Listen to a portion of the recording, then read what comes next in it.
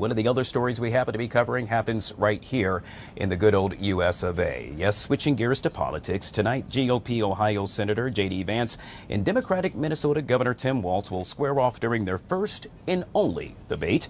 The stakes are high as the Republicans and Democrats race to make their pitch to voters. Meanwhile, as his running mate takes the debate stage, former President Trump is campaigning in Wisconsin today.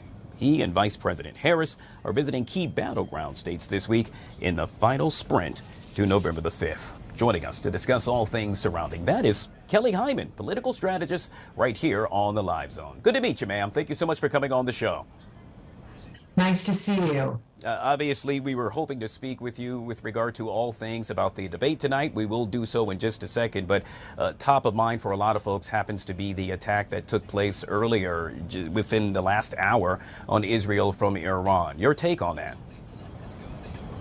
We need peace in the Middle East, and that is definitely something key. It's important to remember that Biden has been working behind the scenes to have some kind of peace in the Middle East, and I definitely think that that's important, and hopefully there can be some type of resolution, because no one wants an all-out war. It can harm all of us, and so that's definitely something key to mind in this upcoming election. Yeah, speaking of the election, as you heard me make mention, the two vice presidential candidates going to debate tonight for the first time and the only time.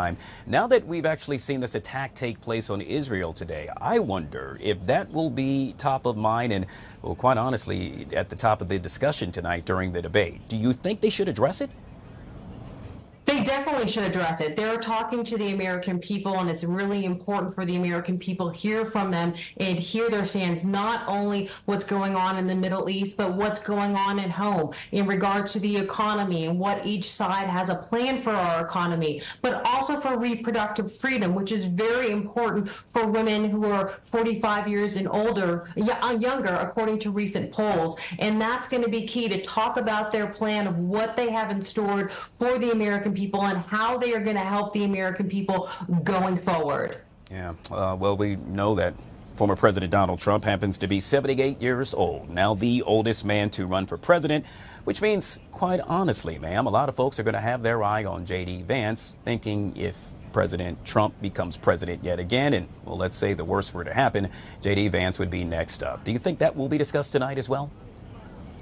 That's definitely a key issue, and it's really important for people that are going to get out there and vote, and they should, because voting is your fundamental right, and you should get out there and exercise your right. But definitely that's key, especially for women. We have to look at what JD Vance has said in the past and continues to say about women, because women will ultimately are going to make the decision on who, in fact, becomes the president of the United States. So they're going to have to look at his policy and what he said and talked about these childless cat women, but also what was discussed in the other debate about what was going on in Ohio. And there was allegations about them eating cats and dogs, where the mayor said this is not the case, and need to be accountable to the American people, because ultimately they are the president of the United States of America for the people. Yeah, Kelly, we know the rules tonight. The debate will be 90 minutes in length, 2 minutes to answer, 2 minutes to respond. Who does this benefit?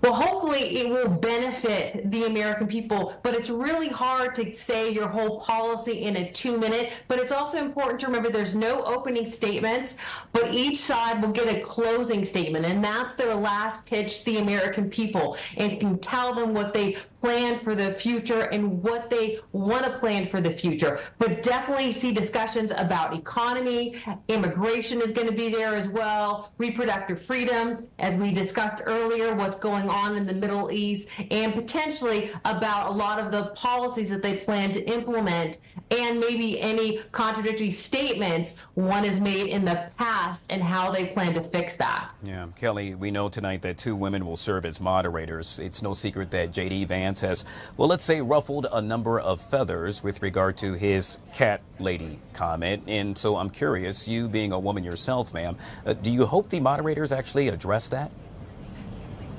definitely think it's important because as a woman, it's really important for us to understand what someone stands on certain issues, especially in regards to reproductive freedom, because that should be our right to make our own decision with our doctor of what we want to do with ourselves as well. But absolutely, it'll be interesting to see if the moderators fact check in real time and see if they call the people speaking and say, hey, no, this is not correct as well. But I also do expect a lot of interruptions in this debate because it's going to be an open mic and it gives one an opportunity to interject while the other person is speaking. All right, Kelly, we'll end with this, and that is former President Trump stated that GOP governors of red states have not been receiving the help they should, those that have been stricken by crisis, if you will. And we have fact-checked that, and we have heard time and time again the governors of the red states stating that's not the case. When the rhetoric continues like that, what does it do to the American people? If you hear something enough times, unfortunately, American people believe it. But it's important for them to have a president that's going to advocate them, that's going to be for the people. We don't want a president that's going to represent their own interests.